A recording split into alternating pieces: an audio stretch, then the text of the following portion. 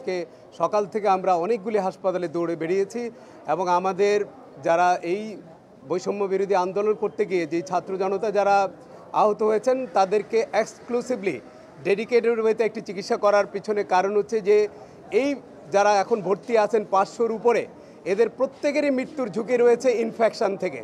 তো এই ইনফেকশন যদি আমরা প্রিভেন্ট করতে না পারি আমাদের এই ছাত্রদের কিন্তু মৃত্যু ঝুঁকি থেকে আমরা কমাতে পারবো না। যে কারণে অ্যাটেন্ডেন্টের যারা আছেন তাদেরকে আমরা অনুরোধ করছি আপনারা হাসপাতাল কর্তৃপক্ষের সঙ্গে যোগাযোগ করে আমাদের সঙ্গে যোগাযোগ করবেন।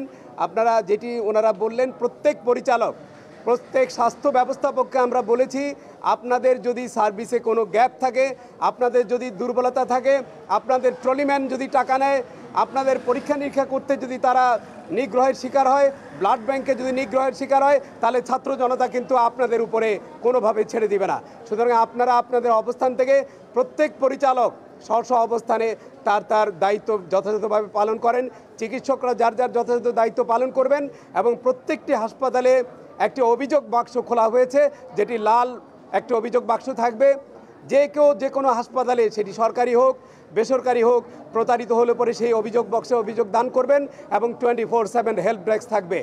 এই স্বাস্থ্য ব্যবস্থা ওভারনাইট পরিবর্তন করা সম্ভব না, কিন্তু আমরা যেটি চিন্তা করছি স্টেটের অনেক বড় দায়িত্ব, যেটি আজকে বলা হচ্ছে বেসরকারি খাতে সরকারি খাতে কেন মানুষের চিকিৎসা ব্যয় বাড়বে, আউট অফ পকেট এক্সপেন্ডিচার এত বেশি হবে কেন? এটা হচ্ছে স্টেটের রেসপন্সিবিলিটি। স্টেটকে দায়িত্ব নিতে হবে সার্বজনীন স্বাস্থ্য এবং চিকিৎসার জন্যে। কোনো মানুষেরই নিজের পকেট থেকে স্বাস্থ্য ব্যবস্থা দেওয়ার কথা না, এটি তার মৌলিক দায়িত্ব। সুতরাং এটা রাষ্ট্রীয় একটি ইন্স্যুরেন্স পলিসি করতে হবে, যার মধ্য থেকে সবাই এমপ্যানেল প্রাইভেট হসপিটাল এবং গভর্নমেন্ট হসপিটালে কোনো নাগরিককে যাতে কোনো অর্থ দিতে না হয়। কারণ এই যে আউট অফ পকেট এক্সপেন্ডিচার আপনারা জানেন, বাংলাদেশে এখন 1 লক্ষ ডায়ালাইসিস মেশিন দরকার, 4 থেকে 5 লক্ষ রুগী কিডনি ডায়ালাইসিসে ভুগছে, এন্ড স্টেজ রেনাল ফেলিওরে ভুগছে। তো এত রুগী যারা ডায়ালাইসিস করছেন একজনের প্রতি মাসে 50,000 টাকার বেশি খরচ হয়। মানুষ দরিদ্র সীমা থেকে দরিদ্র সীমার নিচে চলে যাচ্ছে, এই জিনিসটাকে কখনোই অ্যাড্রেস করা হয়নি। সুতরাং এটি রাষ্ট্রের দায়িত্ব প্রত্যেকটি নাগরিকের চিকিৎসা নিশ্চিত করা এবং এই চিকিৎসা ব্যয় বহন করতে গিয়ে যাতে তারা দারিদ্র সীমা এবং তারা সম্বল সহায় সব কিছু হারাচ্ছে।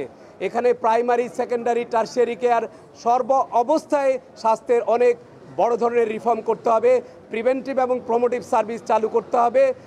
কারণ একটা মানুষ গ্রাম থেকে চিকিৎসার জন্য ঢাকায় আসার প্রয়োজন নেই।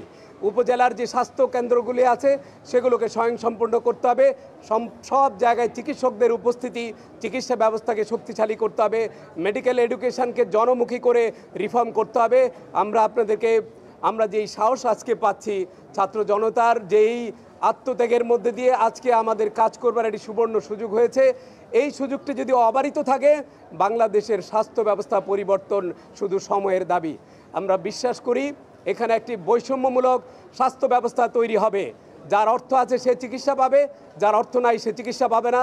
এই ধরনের বৈষম্য এখানে চলতে পারে না। যাদের অর্থবিত্ত আছে তাদের হাঁচি কাশি লাগলে আপনারা সিঙ্গাপুরে চিকিৎসা করেন, আমরা সেই স্বাস্থ্য ব্যবস্থা দেখতে চাই না। এখানে রাষ্ট্রপতি প্রধানমন্ত্রী থেকে উপদেষ্টা সবাই বাংলাদেশে চিকিৎসা করতে হবে এবং সেই ব্যবস্থাই এই দেশের জনগণ চায়।